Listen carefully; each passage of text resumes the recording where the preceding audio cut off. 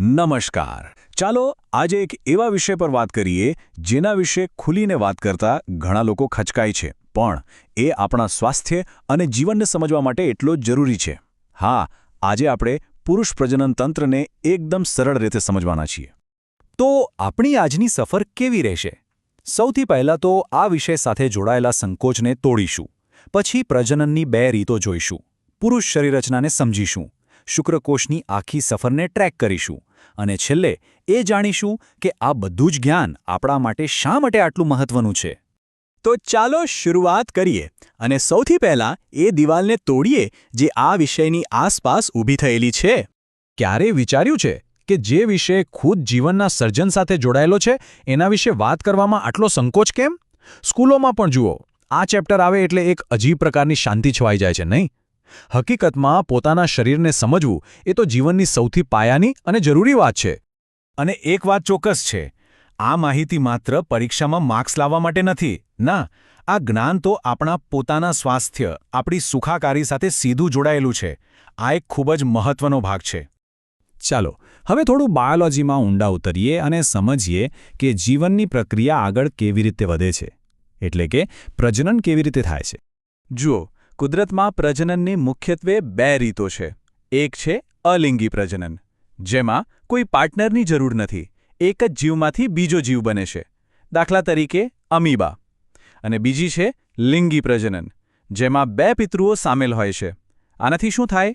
જે નવી સંતતિ જન્મે છે એમાં બંનેના ગુણધર્મો આવે છે, એટલે કે વિવિધતા આવે છે. મનુષ્યો અને મોટાભાગના પ્રાણીઓમાં આ જ પદ્ધતિ જોવા મળે છે. હવે આ લિંગી પ્રજનનમાં પણ પાછા 2 પ્રકાર છે. એક છે દ્વિલિંગી, જેમ કે અળસિયું, જેમાં એક જ શરીરમાં નર અને માદા બંને અંગો હોય.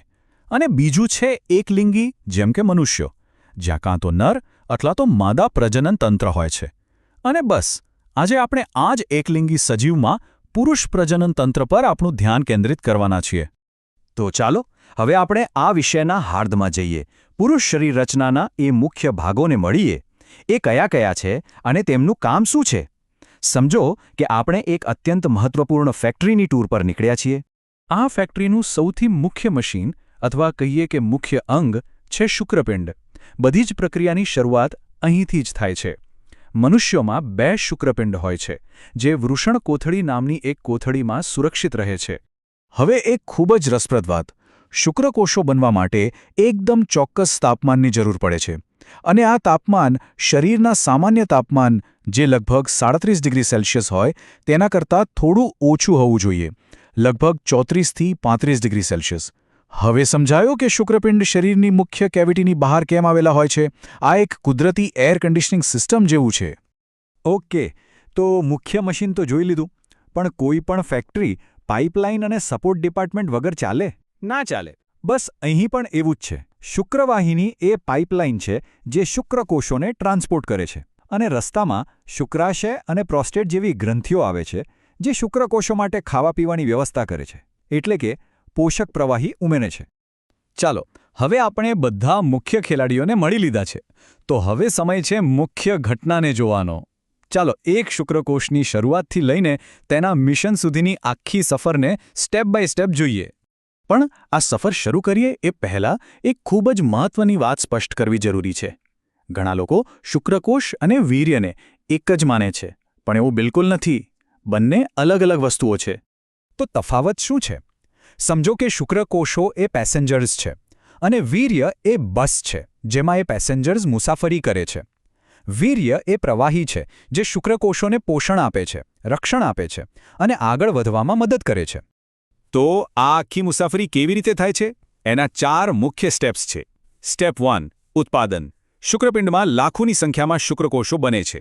સ્ટેપ 2, પરિવહન. હવે આ બનેલા શુક્રકોષો શુક્રવાહિની નામની લાંબી ટ્યુબમાંથી પસાર થાય છે. સ્ટેપ 3, સક્રિયકરણ. આ રસ્તામાં જ શુક્રાશય અને પ્રોસ્ટેટ ગ્રંથિમાંથી પ્રવાહી ઉમેરાય છે અને ત્યારે જ જઈને વીર્ય બને છે. અને છેલ્લે સ્ટેપ 4, નિકાલ. આ તૈયાર થયેલું વીર્ય શરીરમાંથી બહાર નીકળે છે.